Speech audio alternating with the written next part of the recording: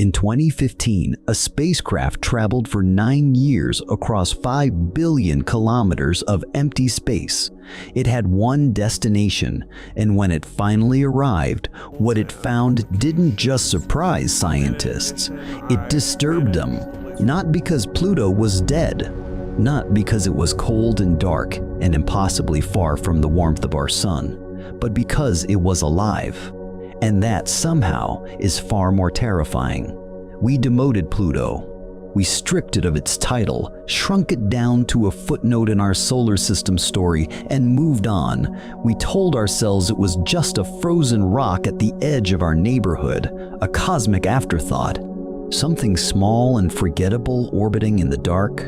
We were wrong. Pluto is perhaps the strangest, most unsettling object in our entire solar system. Not because of what it lacks, because of what it has. And the more we look at it, the more it refuses to make sense. Mountains made of the wrong material, glaciers that flow like living rivers, moons that behave like nothing else we've ever seen, an atmosphere that breathes, collapses, freezes, dies, and is reborn. Every single orbit around the sun. This is not a dead world. This is something else entirely.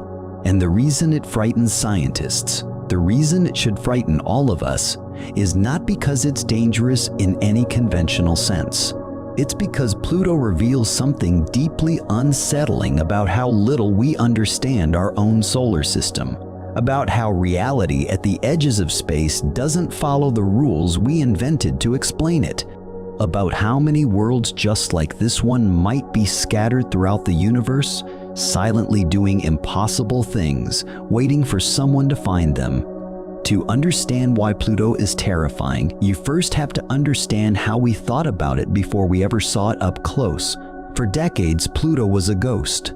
Discovered in 1930 by a 24-year-old farm boy named Clyde Tombaugh, who was methodically scanning photographic plates of the sky, Pluto appeared as nothing more than a faint, moving dot. For 75 years, that was all we had, a dot. We called it a planet because it moved in an orbit around our sun, and because we wanted it to be one. We gave it a name, a place in our school textbooks, a slot in our planetary mobile hanging from the classroom ceiling. And then, in 2006, we took that away. The International Astronomical Union reclassified Pluto as a dwarf planet.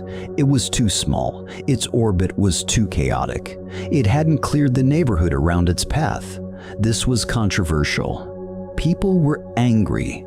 There were bumper stickers, scientists argued. But the reclassification stuck, and Pluto faded into the cultural background, a punchline, a footnote, a world we had discarded. But here is what no one was saying loudly enough at the time. We had never actually seen Pluto, not really.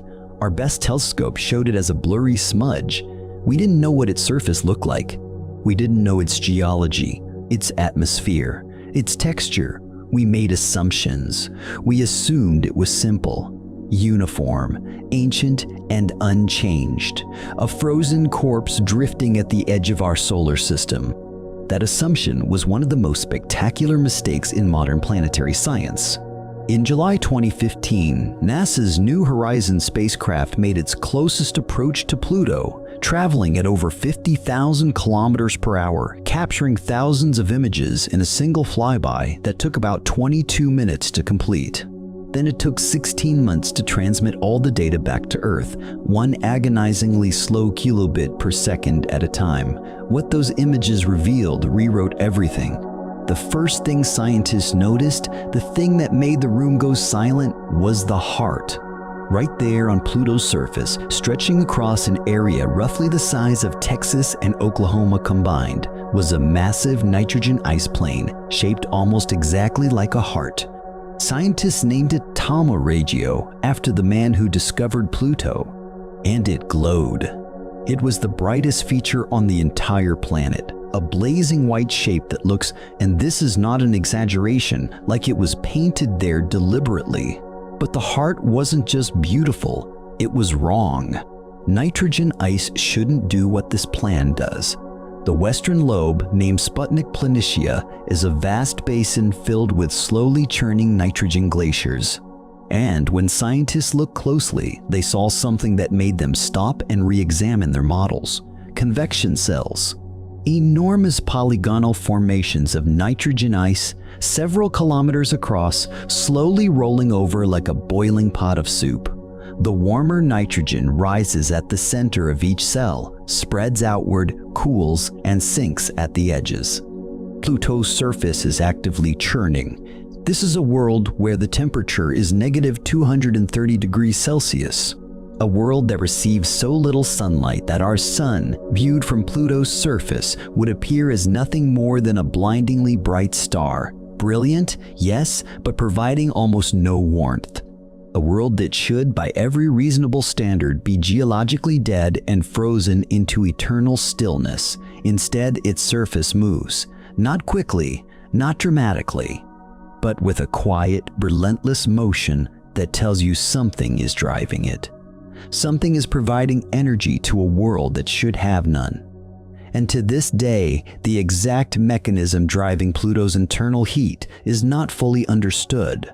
It should have gone cold billions of years ago. The radioactive elements in its core should have decayed into nothing. There should be no engine left, yet the engine is running. And then there are the mountains. Rising along the western edge of Sputnik Planitia, there are mountain ranges that reach 3,000 to 5,000 meters high, comparable in scale to the Rocky Mountains here on Earth.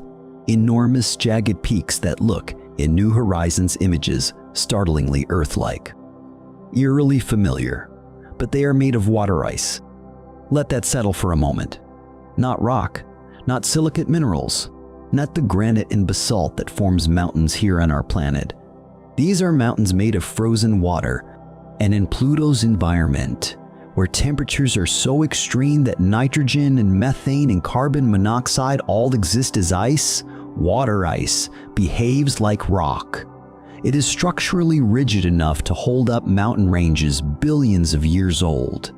Water on Pluto is a building material. The familiar is made alien, the alien is made familiar, and every time you think you've found an analogy that makes Pluto comprehensible, it does something else that shatters the analogy entirely.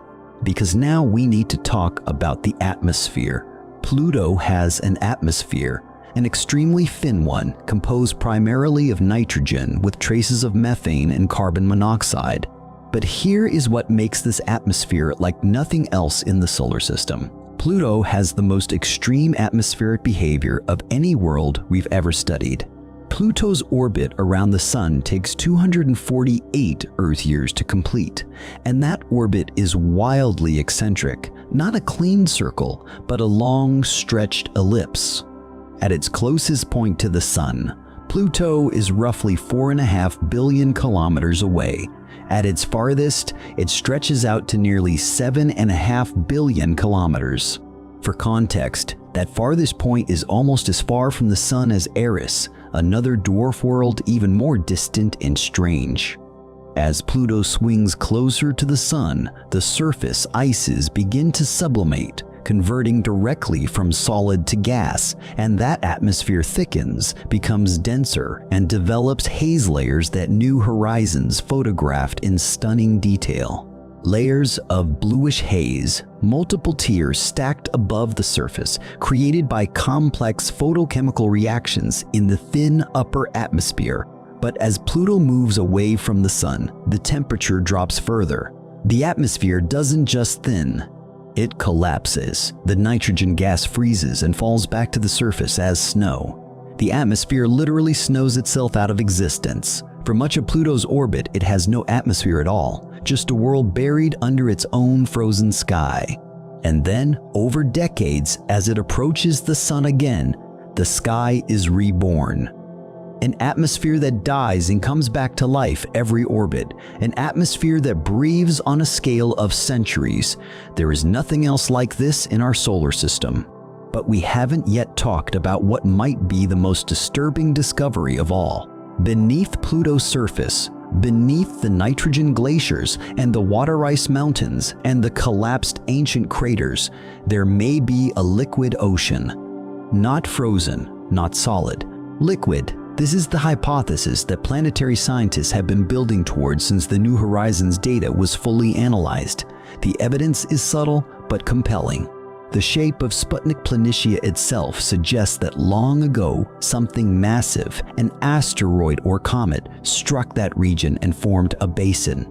That basin should have reoriented Pluto's spin axis over time, tilting the planet until the mass of the basin lined up with the gravitational axis connecting Pluto and its largest moon, Charon, and it did.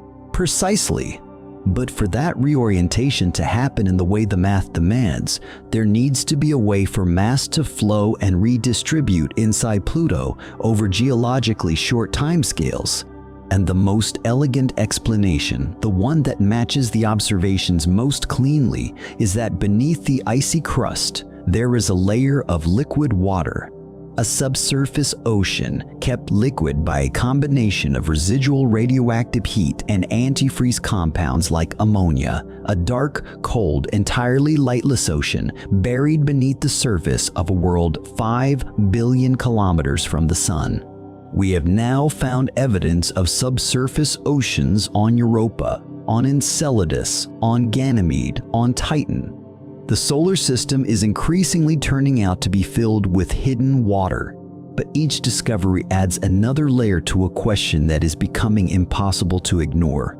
If liquid water exists in all these impossible places, on moons battered by radiation, on dwarf worlds drifting in the outer dark, in environments we once considered sterile and dead, then what is actually required for life? And why are we still so certain that it needs sunlight? Now let us talk about Charon. Pluto's largest moon is so massive relative to Pluto that astronomers often describe the two as a double dwarf planet system rather than a planet and its moon. Charon is roughly half the diameter of Pluto.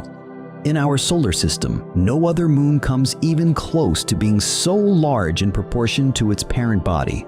Our own moon is about a quarter the diameter of Earth. Charon is half of Pluto. The two are tidally locked to each other. Not just Charon locked to Pluto, the way our moon always shows us the same face. Both Pluto and Charon are locked to each other. Pluto always shows the same face to Charon. Charon always shows the same face to Pluto. They orbit a point in the space between them, like two dancers frozen in a permanent pas de deux, each eternally facing the other. From the side of Pluto that faces Charon, the moon hangs in the sky, huge and motionless and silent. It never rises, it never sets, it simply exists there, fixed in the same position for billions of years, while everything else in the universe slowly wheels around it. That image, a giant moon frozen permanently in the sky above a dying, impossible world, is one of the loneliest and most haunting things in our solar system. And Charon itself is extraordinary. Its northern pole is stained deep reddish-brown by a substance called thulwin, complex organic molecules created when methane escaping from Pluto's atmosphere migrates to Charon's colder pole and is processed by ultraviolet radiation from the sun.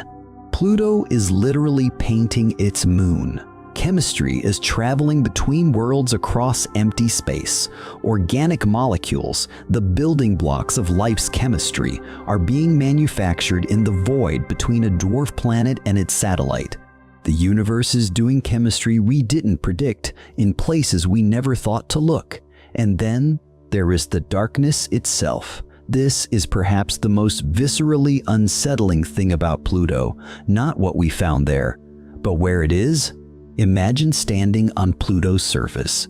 The ground beneath your feet is a mixture of nitrogen ice and water ice, and it creaks and shifts almost imperceptibly as the convection cells beneath slowly turn. The mountains in the distance are enormous and white, carved by processes that took billions of years. The sky above you is black. Not the faint star-speckled black of Earth's night sky, but a deep, absolute black that swallows everything. There is no moon on the horizon. Charon is fixed directly overhead if you're standing in the right hemisphere, or permanently hidden if you're on the other side. And the sun. You look for the sun, and you find it. A brilliant point of light, brighter than any star but small, staggeringly, terrifyingly small. It gives you no warmth. The light arriving at Pluto is about 1,000 times weaker than the light that reaches Earth. Midday on Pluto is dimmer than twilight on Earth. Shadows exist, but barely. Colors are muted. The heart-shaped plane glows with its own faint luminescence of reflected starlight, but everything else is monochrome and dim and ancient. You are still inside our solar system. You have not left our neighborhood. You are still orbiting the same star that warms the beaches of Earth, that drives the weather systems, that powers the photosynthesis of every plant that has ever lived. You are still within the gravitational embrace of our sun. And it looks like another universe. This is why Pluto frightens the scientific imagination, not because of any immediate danger, but because of what it represents about the sheer scale and alienness of space. We sent one spacecraft past it for 22 minutes after 9 years of travel. We have mapped roughly half of its surface in meaningful detail. We have no lander there, no orbiter, no ongoing mission. What we know about Pluto fits inside a handful of scientific papers, and already it has overturned a century of assumptions. How many other worlds like this are there? Pluto is not alone in the Kuiper Belt. The Kuiper Belt is a vast donut-shaped region of space extending from Neptune's orbit outward to roughly 50 astronomical units from the Sun, 50 times the Earth-Sun distance. It contains hundreds of thousands of icy bodies, perhaps more. We have named only a small fraction of them: Eris, Makemake, Haumea, Quaoar, Sedna. Each of these is a world in its own right, with its own geology, its own history, its own chemistry. We know almost nothing about any of them. Sedna is particularly haunting. It orbits the Sun in an enormous stretched ellipse that takes roughly 11,000 years to complete one loop. At its most distant point, it travels to over 900 astronomical units from the Sun, almost 100 times farther from our star than Pluto at its farthest. It exists in a region of space so cold and dark and remote that light from our Sun takes over 5 hours to reach it.